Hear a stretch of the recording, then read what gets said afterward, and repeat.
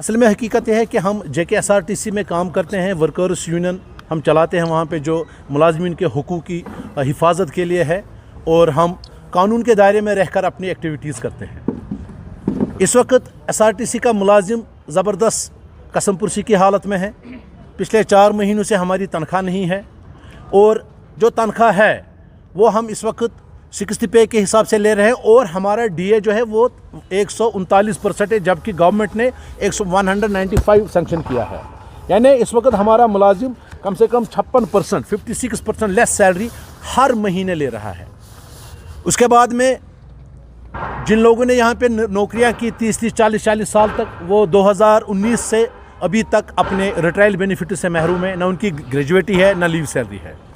तीसरा तबका हमारा यहाँ है जो कंसोलिडेटेड ड्राइवर्स है, जो पिछले 12 साल से यहाँ पे एक छोटी सी रकम पे गाड़ियाँ चलाते हैं, ड्राइविंग का काम करते हैं। उन लोगों की रेगुलराइजेशन अभी भी नहीं हो रही है। उनकी रेगुलराइजेशन 8 साल के बाद होनी थी, जैसे पिछले कुछ बैचेस हमने रेगुलराइज किए, लेकिन इनकी अभी तक रेगुलराइजेशन नहीं हो रही है। मुलाजिम इस वक्त अवामी खदमत में है, आवाम को सहूलियत दे रहा है ट्रांसपोर्ट के माध्यम से। आज हमने यहाँ पे आप लोगों को इसलिए भी बुलाया है कि अब पानी हमारे सर के ऊपर से चला गया है। गवर्नमेंट ने SRTC में इन्वेस्ट किया। They have invested heavily in the corporation. Almost 100 to 150 crore rupees have been allocated. Rather, we have purchased some new vehicles and trucks and buses लोगों की फैसिलिटी के लिए। तो लोगों में ये चीज़ आम हो रही है कि भाई नई गाड़ियाँ आई, अब शायद कॉरपोरेशन तरक्की करेगा। लेकिन मसला ये है कि वो गाड़ियाँ आने के बावजूद मुलाजिम तनख्वाहों से महरूम क्यों है? या तो सरकार इस महकमे को चलाने के लिए सही स्ट्रेटजी नहीं अपना रही है, या जो उनका मॉडल ऑपरेंडेसी है इस कॉरपोरेशन को चलाने के लिए वो काम नहीं कर रहा है। आप मुझे बताइए, आप लोगों ने, गवर्नमेंट ने नई गाड़ियाँ लाई, चलाने वाला भूखा है, उसकी फैमिली सफ़र कर रही है, उसके बच्चे फीस नहीं दे पा रहे हैं, उनके ओल्ड एज पेरेंट्स को ट्रीटमेंट नहीं हो पा रही है, किसी के बच्चे की शादी है, किसी के बेटे का कारोबार का मसला है, किसी का कोई मामला है।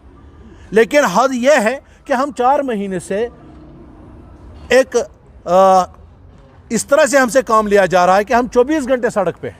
वजह है कि जो हमारी एरियर्स है, जो हमारी तनख्वाह है पहले हर महीने नहीं दी जा रही है। इस बारे में हमने चीफ सेक्रेटरी साहब, जो हमारे MD भी एक वक्त में रह चुके हैं, ऑनरेबल डॉक्टर AK मेहता साहब, उनसे हमने मुलाकात की, उन्होंने हमें एश्योरेंस दी थी। उसके बाद में हमने कमिश्नर सेक्रेटरी साहब से मुलाकात की, उन्होंने एश्योरेंस दी। मैनेजमेंट के साथ हम मिलते रहते हैं। फिर हमने पिछली बार एक हड़ताल की कॉल दी थी, फिर हमें गवर्नमेंट ने बुलाया था, और 8 मार्च 2021 को जम्मू में एक मीटिंग हुई, जिसमें एग्रीमेंट हुआ कि हम आपकी जो पेंडिंग सैलरीज है उसको क्लियर करेंगे, लड़कों को रेगुलराइज करेंगे, और ये जो रिटायरीज़ हैं उनके बेनिफिट्स दे देंगे, और आपके एरियर्स वगैरह सब पे काम करेंगे। लेकिन उस वादा पे वफा नहीं हुई। अभी भी 1 साल होने को है कि हमारी तनख्वाहें अभी भी रेगुलर नहीं हो रही है।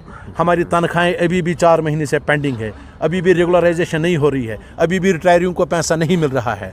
ऐसे हालत में हम मजबूर होकर आज हमने प्रेस कॉन्फ्रेंस बुलाई है। आज हम गवर्नमेंट को और मैनेजमेंट को एक नोटिस दे रहे हैं रिटर्न में कि 15 दिन तक, बाय और बिफोर 10 फरवरी 2022 तक, अगर इन्होंने हमारे मसाइल हल नहीं किए, लेजिटिमेट मसाइल, हम उनसे कोई आसमान नहीं मांग रहे हैं, हम कोई ऐसी चीज़ नहीं मांग रहे हैं जो कानून के दायरे से बाहर हो।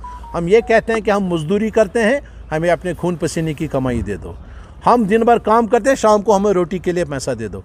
अगर 10 फरवरी तक नहीं हुआ, उसके बाद में we will exercise over statutory right of strike. There is a provision in labour law that we can exercise over statutory right, that is strike. This is the weapon given by the Constitution of India to the labor class.